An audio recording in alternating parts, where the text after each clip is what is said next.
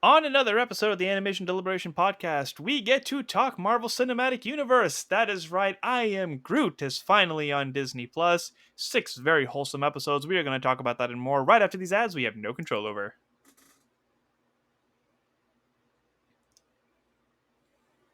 Sing along if you know the words.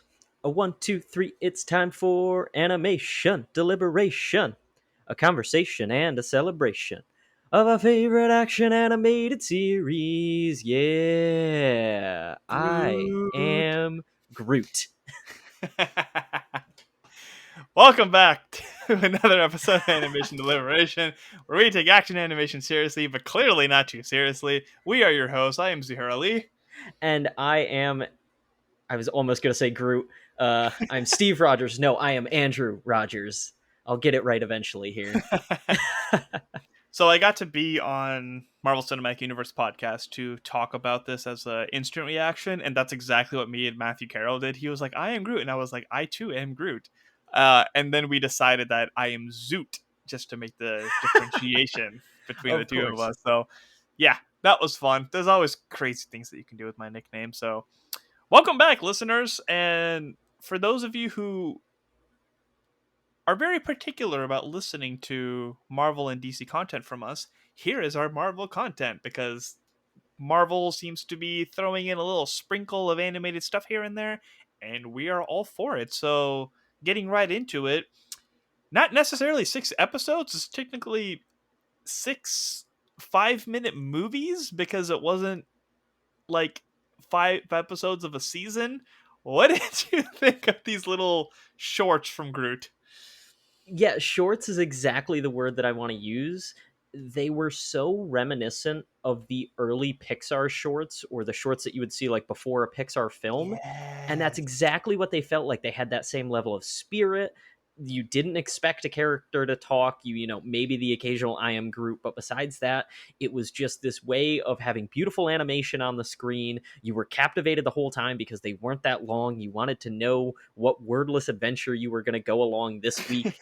It was just so perfect, cute, and quaint, and it felt so homey and so much like a love letter both to the MCU, but again to these old cartoons and shorts. Like it felt like I was watching a Tom and Jerry or a Saturday morning cartoon again. It was just, I don't know. I love the energy that they brought to it because, as many of the listeners may know, I wasn't that excited going into this. I was like, yeah, we'll Mhm. talk about it. I'm not the biggest fan of Groot. In my opinion, this is Groot's best showing. I absolutely adored these. They were so much fun. Like, we didn't know if we were going to talk about this or not today because Zuhair already talked about it on the MCU cast. And I was like, I kind of have things to say. So let's jump in and do it because I thought they were awesome. Yeah, so one sentiment that I did share, one thing that you said that I like, and that is the Pixar shorts because they are just their own individual little stories that are just very wholesome, very lovely. Like there's times where it's like, you know what, I need something good to watch, and I just watch like a collage of them. And some of them are actually based off of Pixar properties like Mike's new car. Like that's not something we needed, but the little 5 minutes of Mike trying to figure out how to work his brand new car is just like amazing, right? So this Yes. definitely captures that essence very well. And then in regards to the animation style, like one of the biggest things that we talked with Matt was that like we are used to seeing very well done CGI characters in live action. It's insane because there's no humans in this, seeing how they're able to do animation to look as real as possible. Everything was Yes. just stunning and super detailed and very lifelike and really incredible to watch.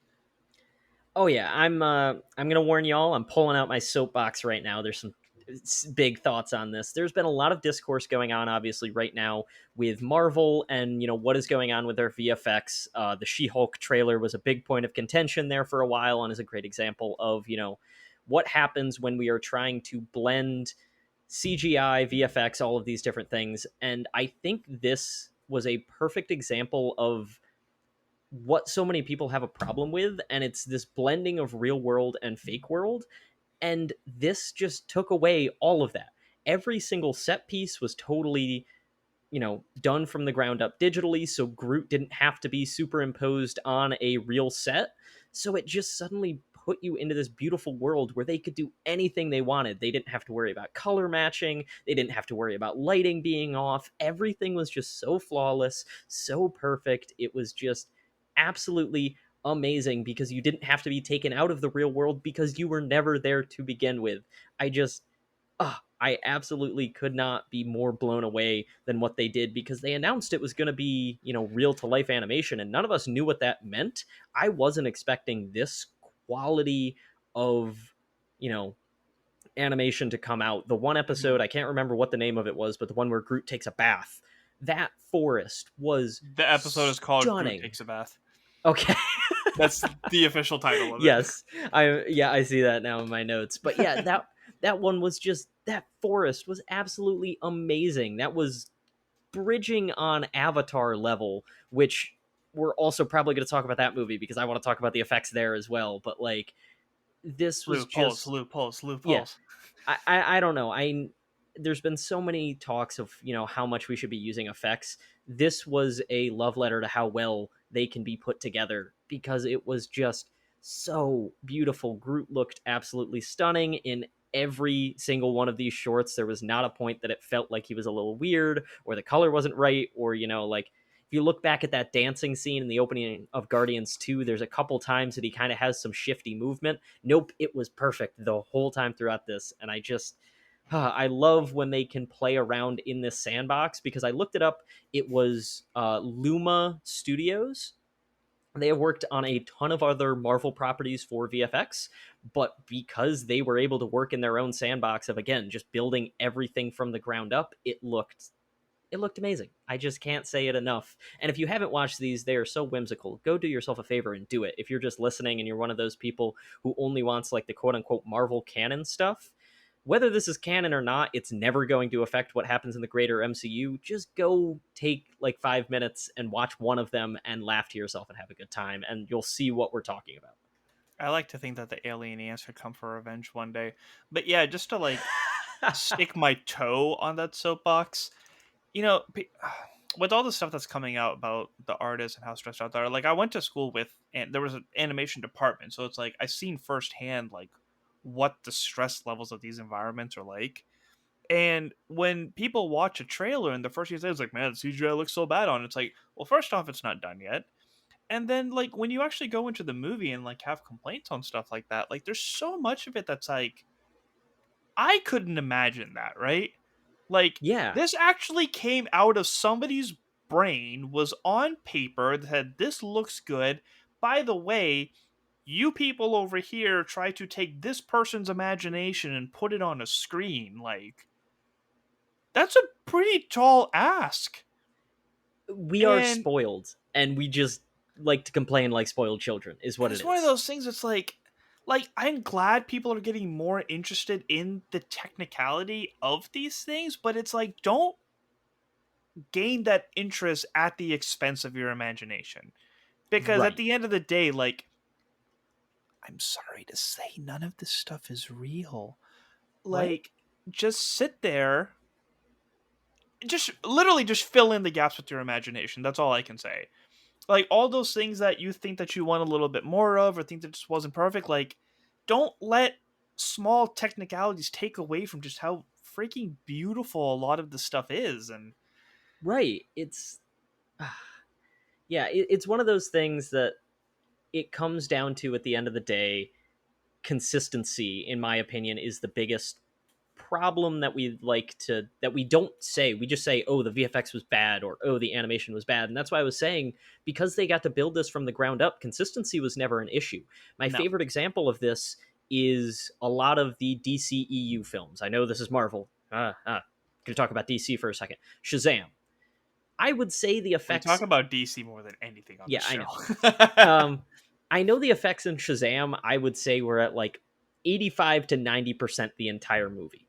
But because they stay there the whole movie, I was never once taken out of that film and was like, ooh, that doesn't look right. This isn't No. real. I just had suspension of disbelief the whole time. But you take a movie like Doctor Strange, for instance, which I have talked about, there's a lot of differing opinions. there were points in that movie where VFX were at 100%. It was real to life, everything perfect. But there were a couple scenes, in my opinion, that it dropped to like 60, 70%. And when that happened, it just takes you out of what's going on. But at no point am I like, oh my God, it was all terrible. Now this whole movie's bad. No, I know it was just this one thing kind of helped me remember it wasn't real. And it's exactly what you said, Zuhair. You have to remember it's not real. It just reminds me it isn't real. So, giving these people a break, they have to do it. I could never do it. I could never do any level of editing. You have all seen my editing skills on our Instagram. It's not great. All right. I know that it's not easy to do whatever these people are doing. So I think it's always good to have a reminder of the minute we take the shackles off of whatever this is and say, go nuts and do an animated thing with VFX, this is it. They did it right here. Yeah, this isn't Starbucks in its scene of Game of Thrones.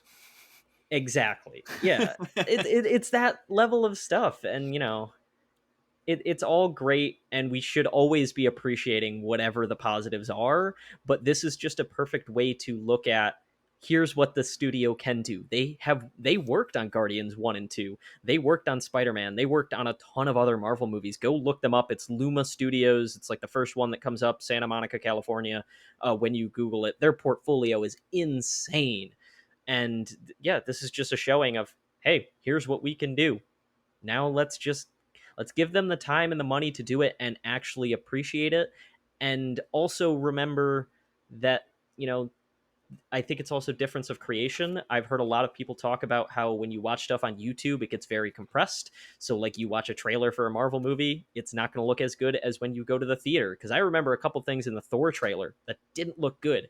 And I saw Thor with Zuhair in the theater, and I have no complaints about how that movie looked.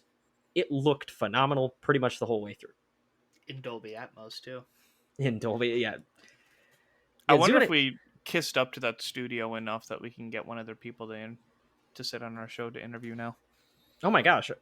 Please, if anyone from Luma is out there and wanted to talk about VFX with us or any of this stuff, obviously we would always be interested. But like, you deserve credit where credit is due for I Am Groot. And on the topic of this, there is a question that I had walking out of it that I would love to get an answer for that I don't actually know whether or not Groot was hand animated or mocap. Because obviously when you're dealing with CG like this, it is a already rigged figure, which means they have like a skeleton underneath the animation. For anyone out there who's not familiar, basically they put a skeleton in the computer, and then they say to the skeleton, okay, we want you to dance this way.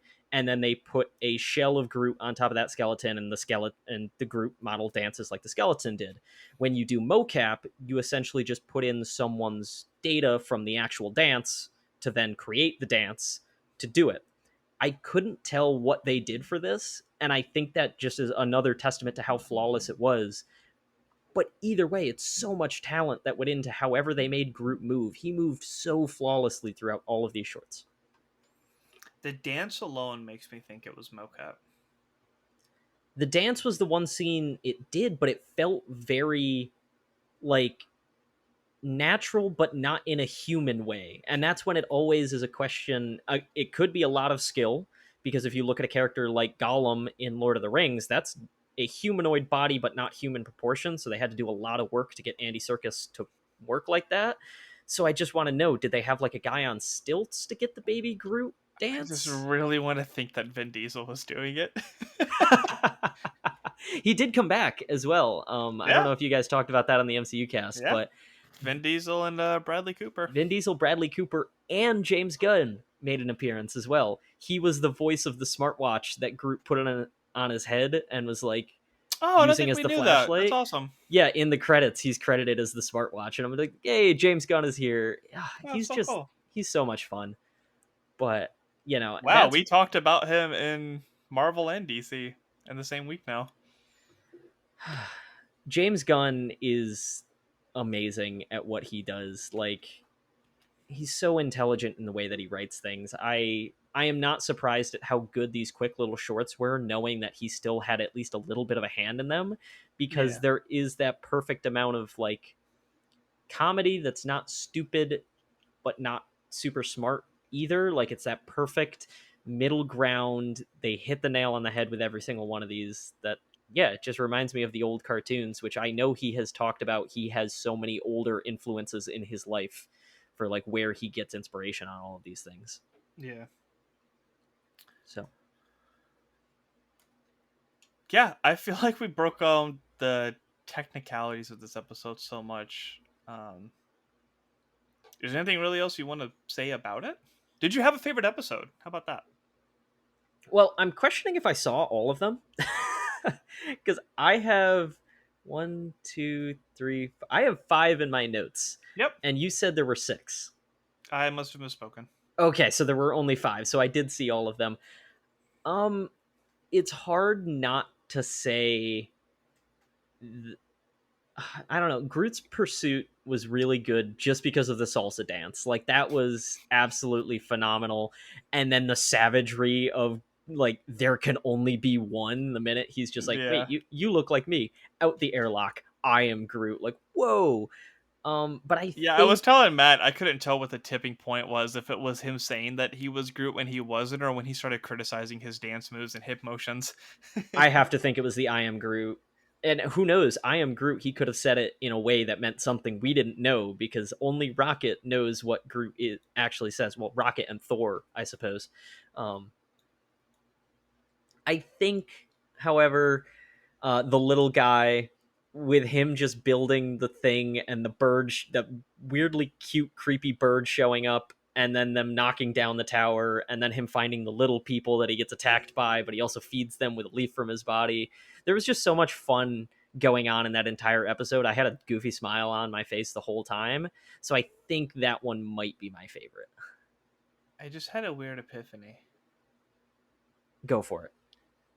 So Thor speaks the language. Yes, because he took it in high school Yeah, on. yeah, yeah.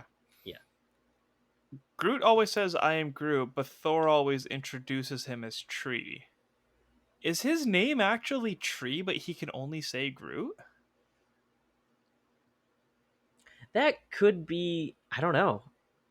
That could be one of those weird plot holes though, because he also introduces Rocket as Rabbit, and like it's just that weird Thor doesn't care kind of thing. I would love if that's the thing, that everyone's just been calling him Groot because that's all he could say. But his Well, name is actually Tree. But Rocket introduces him as Groot, and Rocket can also very much speak the language as we know. But what if he like learned just from being with him, as opposed to Thor, who's been like taking classes from people who have spoken No, the language? I've got it. Here's what it is: the word Groot in the language directly translates to tree.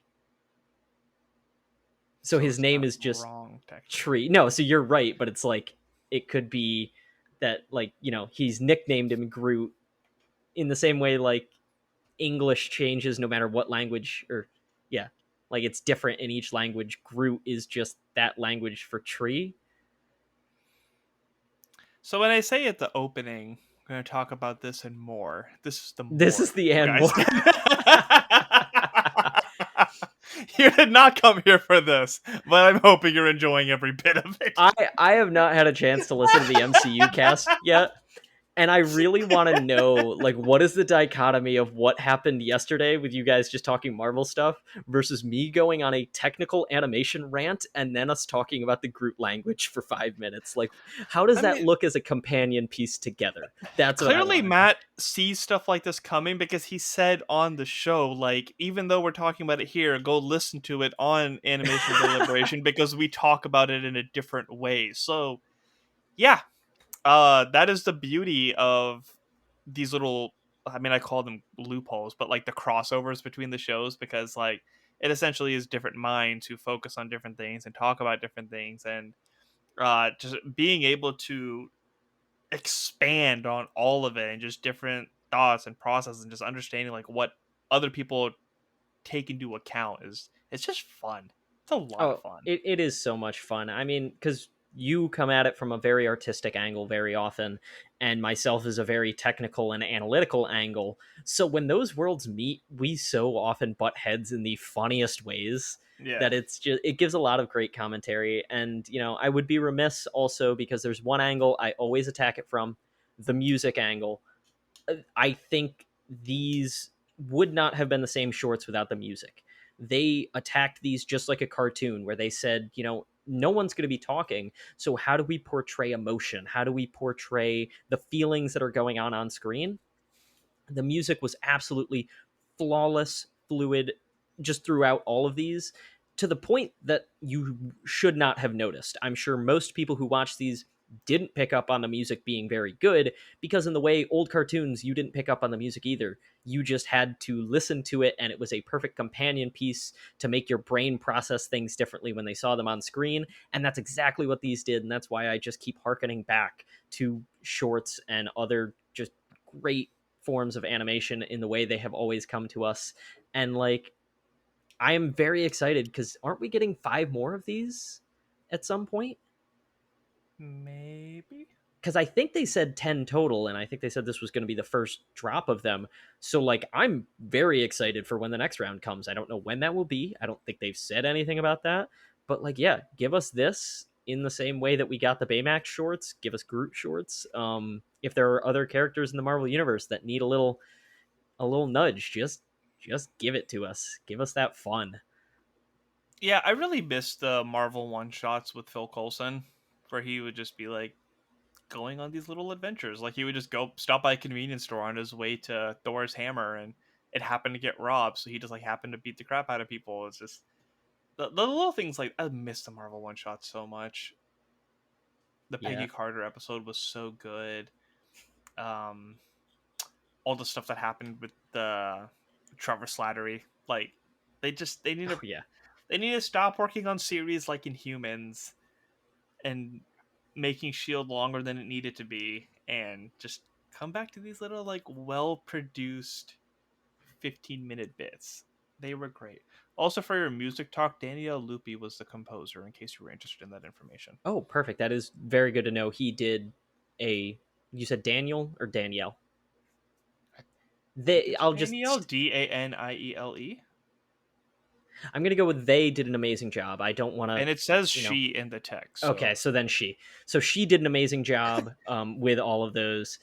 It really just was so perfect. It's one of those little things that again the brain doesn't pick up on until you try and do it. And I was just in the mode to be picking up on all the details today.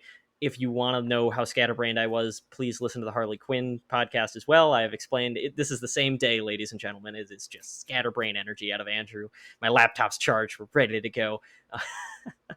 it's not But charged. It's it's charging. it's charging. But yeah, I think that was all that I had to say.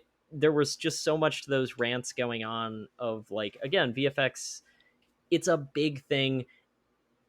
Educating yourself is a great thing to do. A lot of the stuff that I've talked about, I have learned by educating myself, and I know I am nowhere near an expert on it, but it at least gives you so much insight as to how these things go, whether it be animation or what you're seeing on the live action screen. And it's always a great way to be able to have the conversation, because I have a couple friends that, despite me being an amateur when it comes to animation and VFX, because I do this podcast, I'm the most qualified person they know. When a new trailer comes out, they'll text me and be like, hey, what were your thoughts on this? And I'll give them a breakdown of, all right, this is my amateur opinion. And they'll usually say, oh, I never would have thought of, they watched the She-Hulk trailer on their phone, for instance, and I pointed out to them, like, hey, I read a couple articles that said it's really compressed on your phone. Watch it on your computer or TV. And they're like, oh, it does look better. I'm like, yeah, there are better scenes when you watch it on different things, but I didn't know that until I educated myself by reading the article that said that. So just always being open-minded, listening to what others have to say on all of these topics is just always a great way to open the conversation and make it so that the people with negative opinions aren't the loudest. I think that's the biggest thing, is coming at it from a positive perspective. And if you don't have anything great to say, then just, don't say it, but come at it from a place of knowledge, not ignorance, I think is The the biggest thing. gray area is such a wonderful place to live in. Not everything has to be freaking amazing or absolute dog crap. You can appreciate something's attempt at something and not be fulfilled with the way that it was executed. You could think that the story was fantastic but could have done better within its choreography or its music or its action or whatnot. Like, it's okay to just have criticisms about things. And Like I described the show as like if you're having a rough week, just put it on for a couple of minutes, and I mean, it only is a couple of minutes, and you'll probably get a good giggle out of it. Like that's all it really needs to be. It doesn't have to be the greatest thing in the world. I don't have to go around like raving about how people need to watch it, but like it's an enjoyable thing. If you're an MCU fan, you'll like it. If yeah, it's just one of those things. Gray area is fine. Oh yeah, gray area is great, and I think we appreciate that a lot more coming from a background of appreciating animation, because I have seen some TV shows that I would argue the animation is bad on purpose.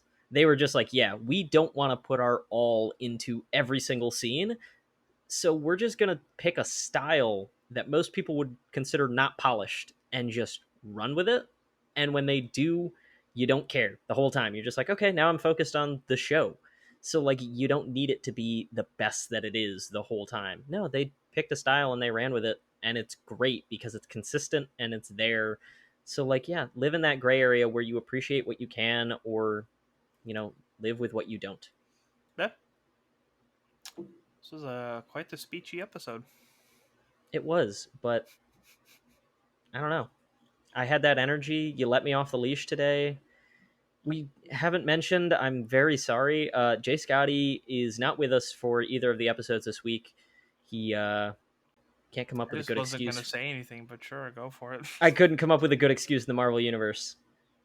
He Drax sent him looking for the soap that entire time. He said he was looking for it for days. So the whole ship was on lockdown until they found that soap. So Jay Scotty Just got tired caught of up in all the that debacle. rampages and went to Space Walmart for soap. Well, they know where Earth is now. So do you think they just go back to Earth to like get soap?